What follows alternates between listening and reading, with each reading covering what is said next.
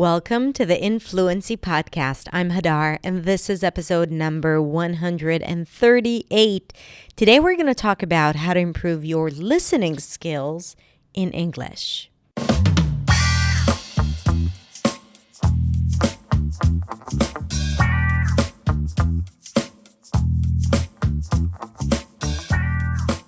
Hey everyone, welcome to the Influency Podcast. I'm glad that you're listening to this podcast because today's episode is all about listening. And I'm sure that when listening to this podcast, sometimes you come across a phrase or a sentence that I say or a word that you're like, what did she just say? What was that? And that is just an example of how things are when communicating in the second language or when listening to someone speaking in the second language. But, let's face it, it happens in our first language as well. We may listen to someone and for a second they're not clear or we were distracted or something of that sort. And you're like, I don't understand them. But when it comes to communicating in English in the second language, it's more stressful. And when that happens, we start making assumptions about our English and our fluency and our ability in English. And maybe if it happens once and it was an uncomfortable situation, it starts creating this anxiety about future conversations or future possible situations where you might not understand someone. And, even though it's natural, I understand why that's scary. I mean, what if that person is your child's teacher or your doctor or a cop that stops you on the street and you're like, wait, I can't understand what you're saying.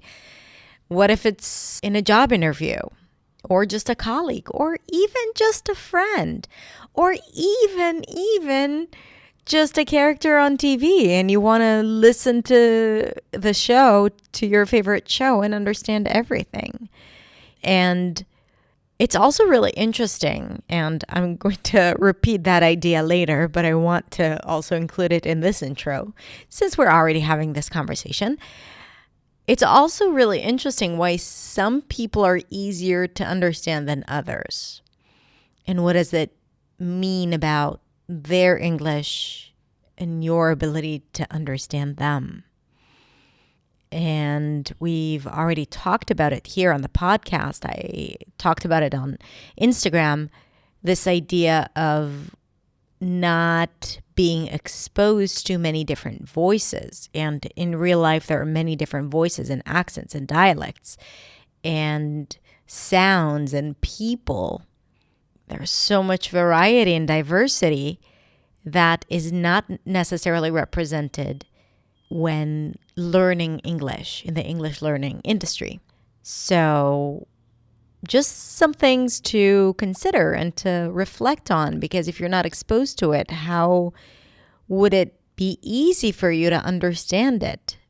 So this is why I wanted to share this episode with you today. Actually, the real incentive for creating this episode was a question that I asked my Beyond members. Beyond is our private English practice community. It's an amazing community, an amazing program where you can practice your English every day with amazing people. Have I said amazing already? I think I have. So I'm going to link to it in the show notes if you haven't heard about Beyond yet. So I posted there a question: what are you afraid of when it comes to communicating in English? And many of the answers that I received had to do with understanding other people, or actually not understanding others. That was like the biggest fear that kept coming up. Right? Not understanding someone, not understanding if they're joking or not understanding if they're asking a question or saying something. And this is something that can be practiced and improved.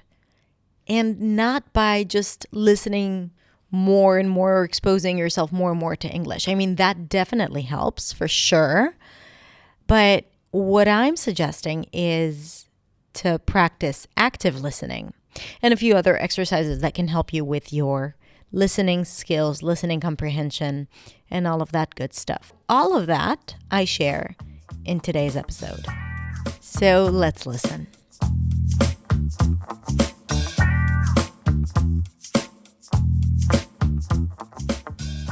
Are you afraid of going into a conversation and not understanding the person in front of you? Are you frustrated because you feel like you know English, you use English on a daily basis, yet you're still having a hard time understanding people on TV and movies and even in real life? Are you confused because sometimes you can understand people and sometimes you can't, and you can't tell why that is? So if this is the case, I want you to know that what you're experiencing is really, really natural, and there is nothing wrong with you or your English. Because when you speak a second language, sometimes when listening to speakers, what happens is that we have this idea of how the language should sound, and that is not always aligned with how people actually use the language. Because first, we learn English through reading and writing for the most part, and we might have a different perception as to how the language is used or spoken, and sometimes that's not how it is in real life. Or sometimes we're just exposed to one accent, standard American or a received pronunciation, and there are so many different accents and dialects of English, and when we hear something that is different than what we're used to, then our brain is having a hard time processing the sounds and processing the words and processing the language. So I want you to know that the problem is not with your English and not with your ears. Your hearing is perfectly fine. It's how you practice your listening skills, because listening is a skill that you need to develop, just like developing your speaking skills and developing your grammar and vocabulary and all of that good stuff when it comes to using a second language. So in this video, I'm going to give you some tips and strategies to help you improve your listening skills and listening comprehension. So you'll never have to fear again any conversation in English, and you'll never have to be afraid of not understanding other people. Are you ready? Let's get started. By the way, if you're new to my channel, then hello and welcome. My name is Hadar. I'm a non-native speaker of English, and I'm here to help you speak English with clarity, confidence, and freedom. You can connect with me on Instagram at hadar.accentsway, or go to my website to get a lot of free lessons and resources to help you get to where you want to be.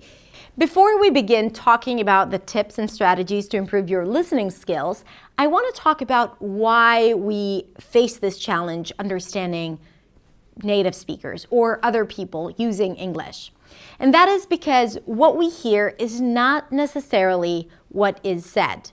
Let me rephrase that. It's not what we hear is not necessarily what is said. It's what we perceive that is not necessarily what is said. Because when someone speaks, your ear detects everything, but the brain doesn't process everything the ear detects. So sometimes the brain may not process or not perceive some of the sounds used. Maybe if words are reduced or emphasized in a way that is not natural to you, or not in a way that is not used in your native language, your brain may filter it out even. And then you won't be perceiving or processing the things that are said. So what we actually want to improve is to improve our perception and not necessarily our hearing. Okay, so that is something important to recognize, and also not to trust your ears, because we want to listen closely and to make sure that we're not missing out on anything when we really listen to English. And the exercises that I'm going to share with you today are going to be around active listening. So it's a different way of listening and not just this passive listening that is happening as you're listening to me right now, or usually listening to English. So the first thing I think that can help your listening skills is actually practice your pronunciation.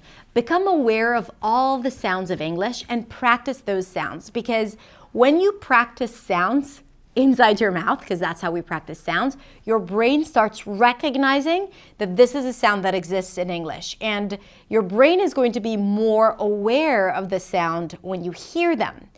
Let me give you an example. In English, there is a difference between the sheep, ship vowel pair, right? And if you don't have that distinction in your native language, then your brain might merge these two sounds into one sound that does exist in your language. So you might be hearing those two sounds and you might think that these two sounds are the same sound.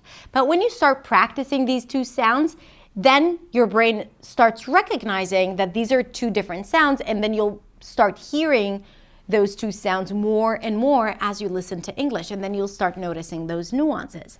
This is why practicing sounds is really, really important. And I'm going to link to all the lessons about the sounds of English that I have on my channel, so you can practice with my videos and improve your listening skills by improving your pronunciation.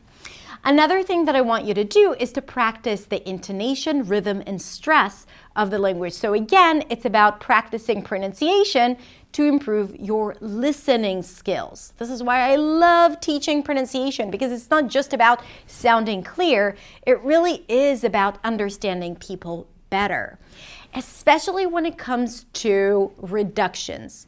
Reductions happen when there are certain words in the sentence or the language that are less important than other words. Words like on, in, at, for, is, am, are. All of these words that are called function words are usually reduced to a very neutral vowel sound. The vowel in those words is reduced. So on can be pronounced as un. In can be pronounced as un. So it's practically the same sound. Your brain hears the same sound, un, for two different words, on and in. Now you are expecting to hear on or in, and you're hearing un. No wonder it's confusing. I'll give you another example. What do you, when it's reduced, sounds like woulda, woulda, woulda. Now here's the thing. What are you, when it's reduced, sounds like woulda, woulda. Exactly the same. So you're hearing this phrase that sounds like one word, woulda, woulda, woulda, in the middle of a conversation, maybe even a fast conversation. Your brain is probably looking for a word that sounds something like woulda, or even if you're aware of this idea of reductions, then it's hard to decide if it's what do you or what are you, and then it takes a little longer to understand everything. So practicing reductions on your own will really help you understand it better when it's used by other speakers. And let me tell you this, it's used all the time when people speak in English, those reductions of less important words. And then different words might sound the same, and then it takes a little longer to understand it. So when you practice it on your own, you become more aware of it, you're doing it yourself, and then it's much easier to understand. Also, what it does is that it helps you, and that leads me to the next tip, which is it leads us to understand that some words are more important than others. So you actually want to look for clues when other people speak to words that really matter, to important words.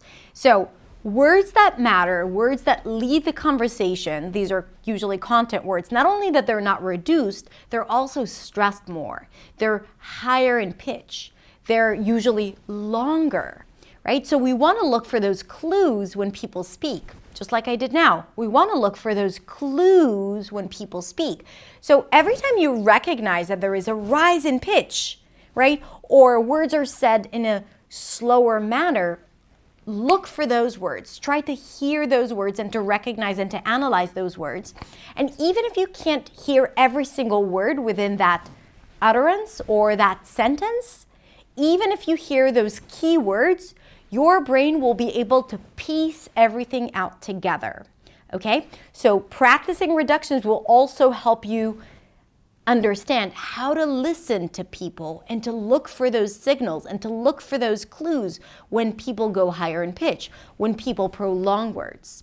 Also look for physical cues. Look at the facial expressions. People are usually more open when they stress an important part.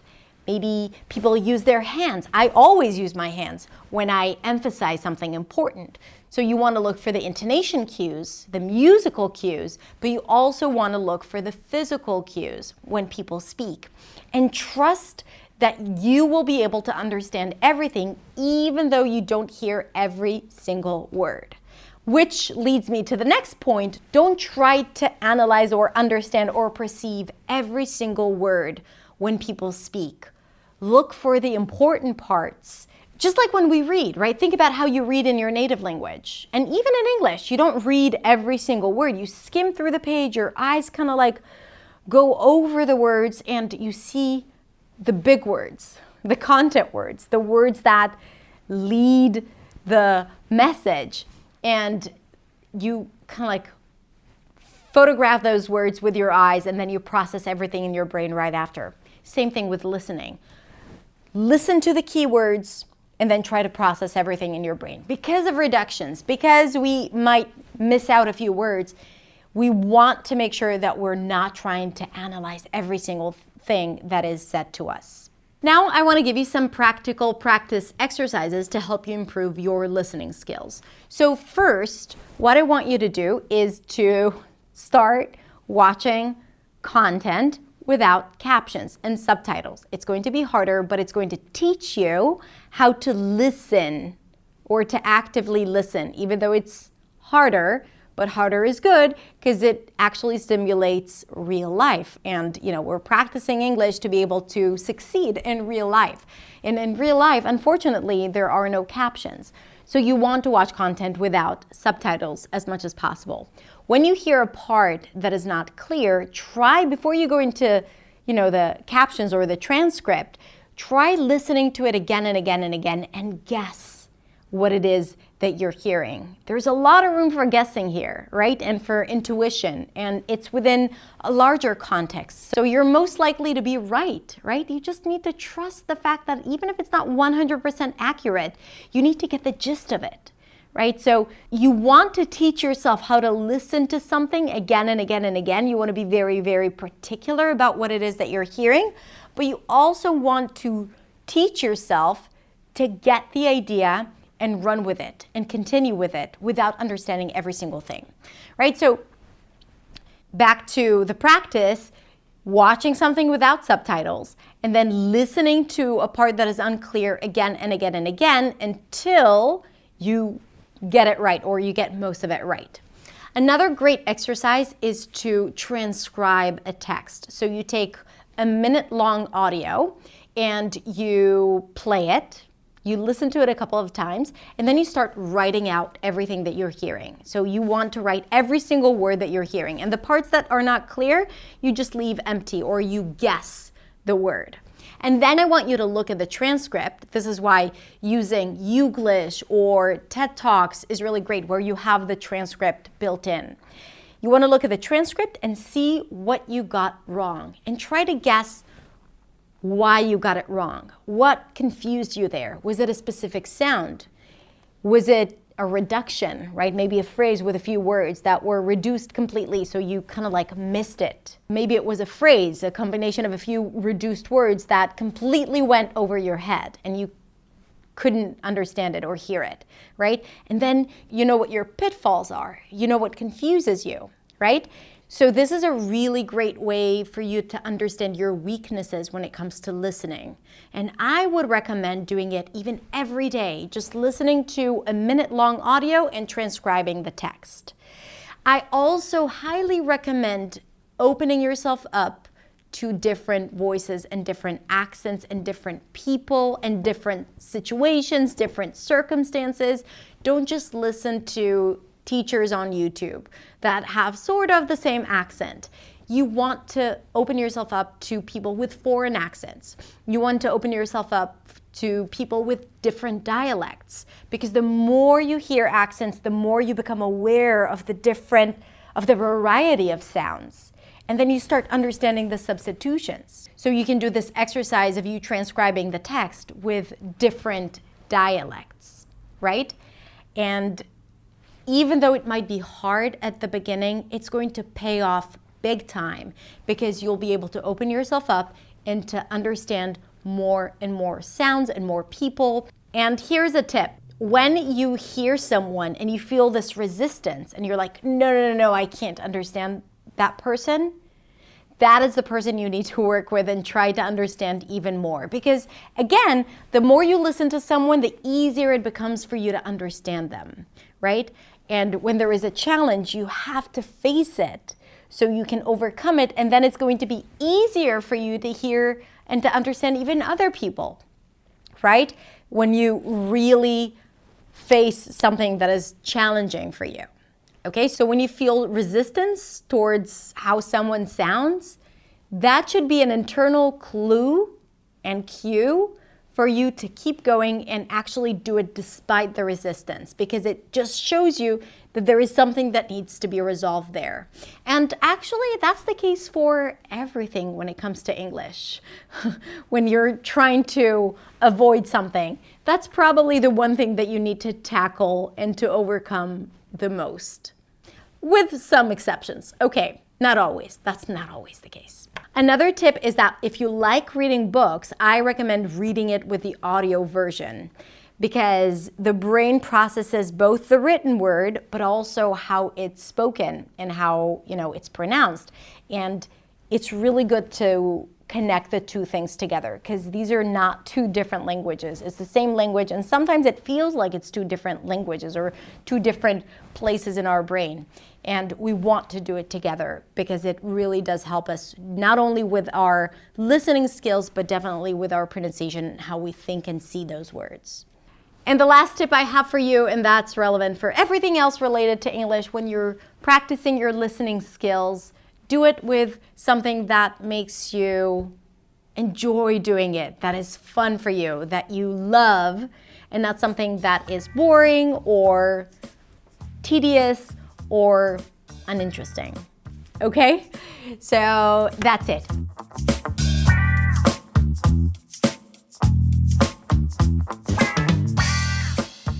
Hey, I'm back. So just a quick request before we say our final goodbye.